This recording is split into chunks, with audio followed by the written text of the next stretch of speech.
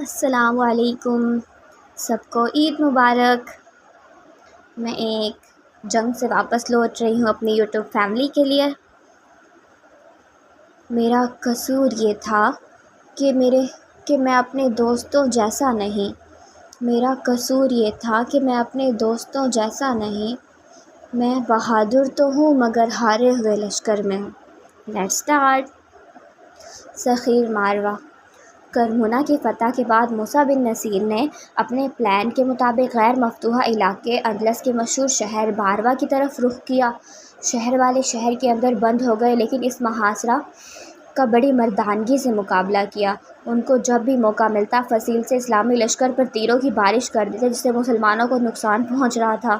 وہ خود آڑ میں ہوتے ہوئے اسلامی تیر اندازوں کی زد میں نہ آتے تھے۔ اچھا گائز، نیکسٹ جو ٹاپک ہے سوئے دار چلے، وہ بہت اچھا ہے، so don't skip it. Okay, وہ خود آڑ میں ہوتے ہوئے اسلامی تیر اندازوں کی زد میں نہ آتے تھے اور محفوظ تھے۔ آخر موسیٰ بن نصیر نے جنگی حکمت عملی کے پیش نظر شہر کے افق میں موجود ایک پہاڑی پر کمین گاہ تیار کروائی اور ایک روز آدھی رات کے وقت تمام سپاہ کو اس میں چھپا دیا۔ میدان میں ایسے آثار چھوڑ دیے جس سے ظاہر ہو کہ محاصرہ اٹھا کر اسلامی فوج چلی گئی ہے۔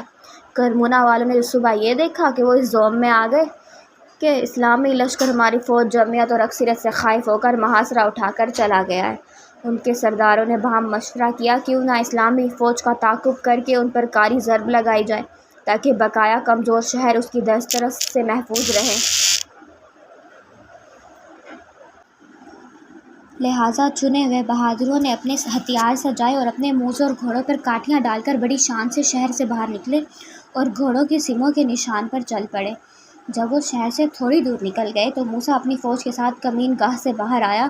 اس نے فوج کو 2 حصوں میں تقسیم کیا، ایک حصہ کو کرمونا والوں کے تعاقب میں روانہ کیا اور دوسرے حصے کے ساتھ شہر پر حملہ کر دیا۔ فصیل پر موجود تیر اندازوں سے بچنے کے لیے موسیٰ نے لکڑی کے بڑے بڑے رہائے تیار کر رکھے تھے، جن کی آڑ میں اسلامی لشکر کی نوجوان فصیل تک پہنچ گئے اور فصیل پر سیڑھیاں لگا کر چڑھنے لگے۔ تیر اندازوں کے تیر بیکار ہو گئے اور انہوں نے تلواریں سنبھال لیں، لیکن اچھے شمشیر زن تو اسلامی فوج کے تعاقب میں جا چکے تھے۔ فصیل پر موجود سپاہی تیر چلانے کے ماہر ضرور تھے، اچھے شمشیر زن نہ تھے، اس لیے مسلمان سپاہ ان کی کمزور مزاحمت سے فائدہ اٹھا کر فصیل پر جا چڑھی اور انہیں کاٹنا شروع کر دیا۔ دوسری طرف شہر کی فوج جو اسلامی لشکر کے تعاقب میں چلی جا رہی تھی، اپنے پیچھے نعرہ تکبیر اللہ اکبر کی صدائیں سن کر پریشان ہو گئی۔ انہوں نے گھوڑوں کی باگیں کھینچ لی اور مقابلے کے لیے تیار ہو گئے۔ اسلامی لشکر نے اس قدر دلیری سے حملہ کیا کہ کئی سپاہی کاٹ کر رکھ دیے۔ دونوں سپاہ میں زبردست مقابلہ شروع ہو گیا۔ اب یہ لوگ پچھتا رہے تھے کہ ناحق وہ شہر کی مضبوط فصیل چھوڑ کر کھلے میدان میں آ گئے۔ اسلامی سپاہ نے انہیں اپنے نرغے میں لے لیا تھا اور بھاگنے کی راہیں بند کر دی تھیں۔ واپس جانے کا راستہ بند ہوتے ہی عیسائی بڑی بہادری سے مقابلہ کرتے رہے۔ دوسری طرف سارے شہر کی فوج اور شہری مل کر فصیل والوں کی مدد کو آن پہنچے اور فصیل کے ایک برج پر حملہ کر دیا جہاں لڑائی ہو رہی تھی۔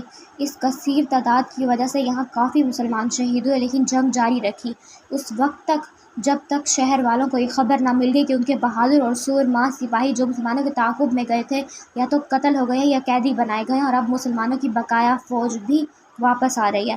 یہ خبر ملتے ہی شہر والوں نے صلح کا پیغام دیا جو منظور کر لیا گیا۔ صلح کی شرط کے مطابق جلیکیا بھاگ جانے والے امرا اور کلیسا کا مال و متاع مسلمانوں کے قبضے میں آیا۔ مسلمان نے وعدے کا پاس رکھتے ہوئے یہاں موجود لوگوں کے مال و دولت پر قبضہ نہ کیا اور یوں یہ شہر مسلمانوں کے زیر اثر آ گیا۔ سوئے دار چلے۔ موسیٰ بن نصیر کے پیدر پہ حملوں سے اندلس کے ایوانوں میں زلزلے لہرانے لگے تھے۔ ایک دفعہ پھر اندلس کا تخت خالی ہو چکا تھا، لہٰذا ایک افراتفری کا سماں ہر طرف تھا، اس لیے ابھی تک فلورنڈا کی سزا میں تاخیر ہو رہی تھی۔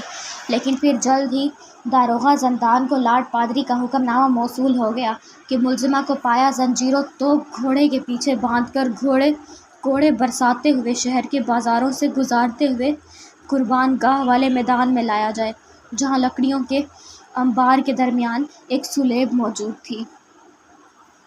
پھر اہل شہر نے وہ نظارہ بھی دیکھا جب کلیساؤں کے خداؤں کے حکم سے ایک کمزور اور معصوم لڑکی کو توپ پہنا کر اور گھوڑوں کے پیچھے باندھ کر جلوس کی صورت شہر کے بازاروں سے گزارا گیا۔ اسے شہنشاہ اندلس مارکوس کے قتل کے الزام میں زندہ جلانے کے لیے لے جایا جا رہا تھا۔ تھوڑی دور تک تو فلورینڈا زنجیروں اور توپ کا بوجھ اٹھا کر چلی، لیکن جلد ہی اس کے اعصاب جواب دے گئے۔ وہ تماشا والوں سے پانی کی ایک ایک بوند کے لیے گڑ گڑا کر التجائیں کرتی رہی، لیکن اسے 2 گھونٹ پانی بھی اپنوں نے نہ دیا۔ بقایا سفر گھوڑا ہی گھسیٹتا لے گیا اور بالآخر وہ انتہائی بری اور زخمی حالت میں اس میدان میں پہنچی جہاں بے پناہ لکڑیوں کے ڈھیر کے درمیان ایک سلیب بنی ہوئی تھی۔ جلادوں نے اسے اٹھا کر اس سلیب سے باندھ دیا۔ معزول ہونے کے باوجود طارق بن زیاد اپنے جیالے ساتھیوں کے ساتھ تلیتلا میں موجود تھا۔ اسے فلورینڈا کے زندہ جلائے جانے کی اطلاع مل چکی تھی اور اس وقت اپنے جانثار ساتھیوں کے ساتھ آندھیوں طوفان کی طرح پادریوں کے لباس میں اس کی شہر کی طرف جا رہا تھا جہاں اس کے چاند کو زندہ آگ میں جلایا جانا تھا۔ اس نے اور اس کے ساتھیوں نے رات بھر سفر کیا تھا اور اب وہ پھر سورج طلوع ہو رہا تھا۔ جب وہ شہر میں داخل ہوئے تو پادریوں کے لباس میں انہیں کسی نے نہ پہچانا۔ کوئی سوچ بھی نہیں سکتا کہ مسلمانوں کا یہ سپہ سالار اپنی جان ہتھیلی پر رکھ کر عیسائیوں کے شہر میں مٹھی بھر جانثاروں کے ساتھ بھی آ سکتا ہے۔ طارق اور اس کے ساتھیوں نے پادریوں کا ایک جلوس شہر سے نکلتا دیکھا جو یسوع مسیح کی حمد و ثنا کرتا جا رہا تھا۔ طارق بھی اپنے ساتھیوں سمیت اس جلوس میں داخل ہو گیا۔ اس نے یہ سفر نہایت عجلت میں طے کیا تھا، لیکن اس کی محنت بیکار نہ گئی تھی۔ اسے ڈر تھا کہ اس نے پہنچنے سے پہلے ہی قبل فلورینڈا کو زندہ نہ جلا دیا جائے۔ تلیتلا میں کسی کو بھی اس بات کا علم نہیں تھا۔ جو ہی جلوس میدان میں داخل ہوا، طارق نے دیکھا لکڑیوں کے انبار کے درمیان ظالموں نے نیم بے ہوشی کے عالم میں فلورینڈا کو ایک سلیب سے باندھ رکھا تھا۔ اس کی حالت دیکھ کر طارق کے دل پر چوٹ سی لگی۔ وہ اپنے آپ کو فلورینڈا کی خبر کیوں نہ لی اس حالت کا ذمہ دار محسوس کر رہا تھا۔ اسے افسوس تھا اس نے اب تک فلورینڈا کی خبر کیوں نہ لی، اور واقعی مجھے بھی برا لگ رہا ہے، وہ واقعی ذمہ دار ہے اس چیز کا۔ لارڈ پادری ڈیوڈ ایک اونچے مقام پر بیٹھا تھا، اس کے دائیں بائیں حسب رتبہ پادری بھی بیٹھے تھے۔ بقایا چند پادری لکڑیوں کو آگ دکھانے پر مامور حکم کے منتظر تھے۔ طارق کو حیرت تھی کہ لارڈ پادری ڈیوڈ نے کسی بھی فوجی دستے کو ساتھ لانا ضروری خیال نہیں کیا تھا۔ اس کے ساتھی اس کے اشارے سے ان لکڑیوں کی چاروں طرف پھیل گئے تھے جن کے لیے لبادوں کے اندر ان کی شمشیریں موجود تھیں۔ لارڈ پادری ڈیوڈ نے اشارہ کیا کہ چاروں طرف سے راہب اور پادری اس مقدس فریضے کو پورا کرنے کے لیے مشعلیں لے کر بھاگ لیے۔ فلورینڈا نے اپنی آنکھیں کھول کر دیکھا، اس کے چاروں طرف آگ لگا دی گئی تھی۔ اس نے مایوسی سے آسمان کی طرف دیکھا اور 2 آنسو اس کی آنکھوں سے بہہ نکلے۔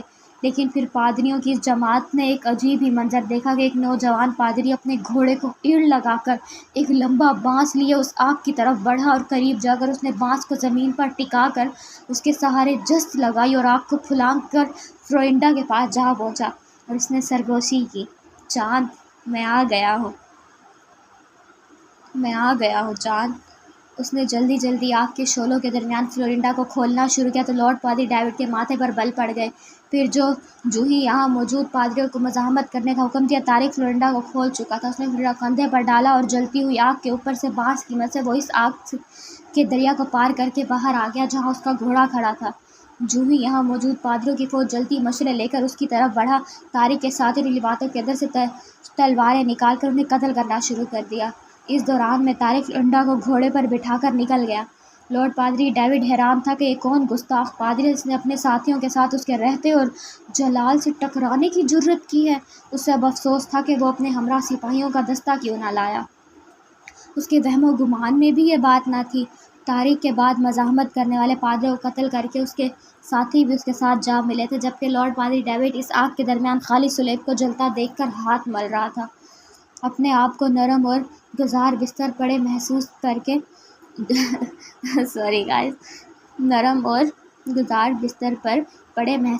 کے فلورینڈا نے اپنی آنکھیں کھول دیں۔ وہ شاہی محل کے کمرے میں پڑی تھی اور اس کے سرہانے طارق بن زیاد، اس کا سپاہی، کھڑا مسکرا رہا تھا۔ دونوں نے ایک دوسرے کو دیکھا۔ فلورینڈا کی آنکھوں میں حسرت اور پاس تھا۔ ساون بھادوں کی گھٹائیں تھیں، لیکن اس سے پہلے کہ وہ برس جائیں، طارق نے کہا، "فلورینڈا، مجھے معاف کر دو۔ میں میدان جنگ میں مصروف رہ کر تمہارے حالات سے بے خبر رہ گیا تھا۔ اب تم آرام کرو، اب دنیا کی کوئی طاقت مجھے تم سے جدا نہیں کر سکتی۔" فلورینڈا نے نہایت معمولی کپڑوں میں طارق کو دیکھ کر کہا، سپاہی، کیا جنگ ختم ہو گئی جو تم نے وہ لباس کیوں اتار دیا؟ طارق نے حسرت اور یاس کے ساتھ ٹھنڈی سانس لے کر جواب دیا، نہیں جان، لیکن اب اندر کی جنگ شروع ہو گئی ہے۔ اس کے بعد اس نے موسیٰ بن نصیر کی آمد اور اپنی معزولی کے تمام حالات بتاتے ہوئے کہا، میں اپنے آقا سے ملاقات کرنے جا رہا ہوں، تمہیں یہاں کوئی تکلیف نہ ہوگی، میرے لیے دعا کرنا۔ گائز، اس عید کی خوشی میں اور میری خوبصورت آواز سننے کے اعزاز میں لائک سبسکرائب ضرور کر دیجیے گا۔ تھینکس۔